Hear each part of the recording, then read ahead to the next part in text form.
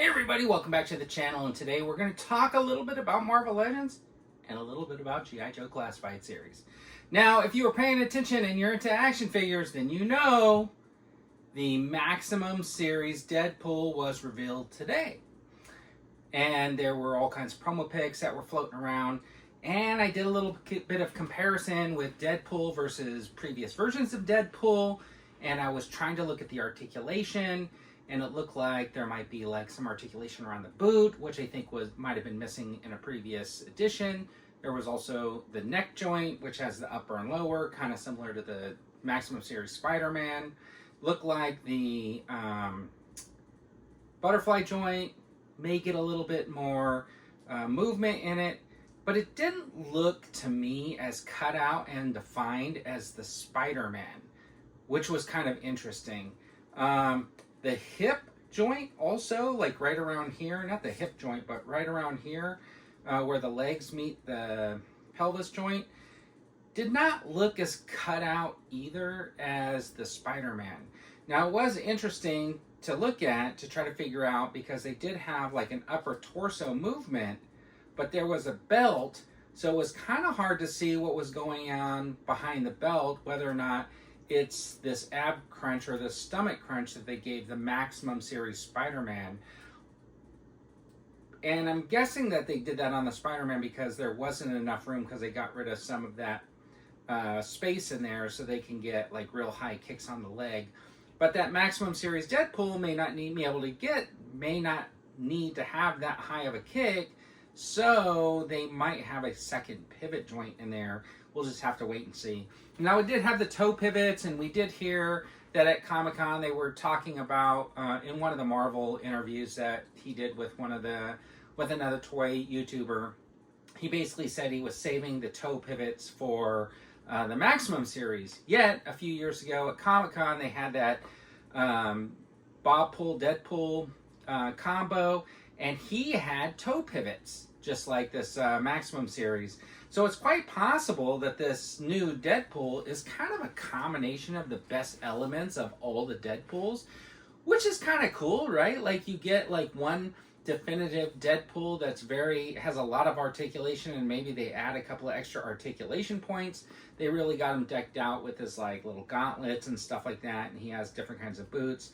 But we have to wait and see, because I didn't see a reveal or anything or a video on it, and all we got are promo pics. Now, they did do the Maximum Series Spider-Man that came out at like $50, and then just for like $10 more, it was the Maximum Series Hulk, where he has this like soft chest piece, which allows him to get a lot more crossover on his fists and stuff like that.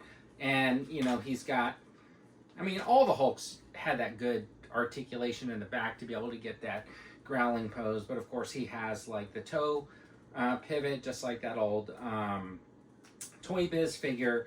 And, you know, the Hulk heads were kind of like controversial because people wanted a, you know, regular Hulk head, something you might have gotten on that 80th anniversary Hulk or something like that.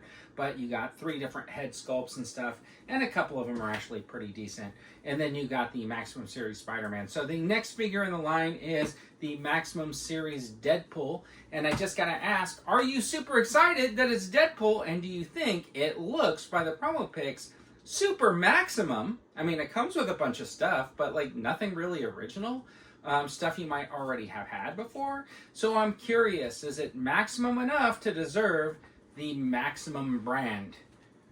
So that's just something to think about. Add those comments in there and let me know what you think. If you've seen the Deadpool promo pics as we've been going along, is it maximum enough for you to pull the trigger and add it to a higher quality line of figures, which they are calling the Maximum Series?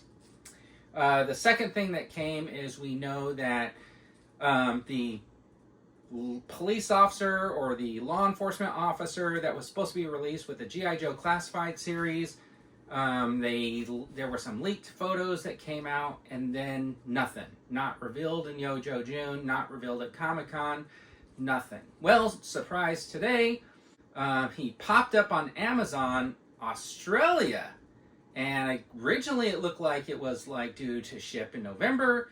Then it went unavailable, even in Australia, but the promo pics and the listing are still up. If you have the link and you look at it, you can still see the Amazon link there, and you can see all the promo pics right from Amazon Australia, and I will put the direct link in the description of this video so you can click on it and go check it out yourself. But that just tells me that eventually it's going to end up on Amazon US, hopefully, and probably will be a sneaky thing where it just shows up without any fanfare whatsoever. And do you think that's fair to collectors, that a figure just pops up and nobody really knows about it until somebody else tells you? Or do you think they should announce it? Anyways, let me know what you guys think in the comments. Do you think that was kind of sneaky that that figure popped up on Amazon Australia without any fanfare or notification or notice at all? They didn't even reveal it. And are you super excited for Maximum Series Deadpool? Anyways, let me know what you guys think in the comments, and as always, have a fantastic day.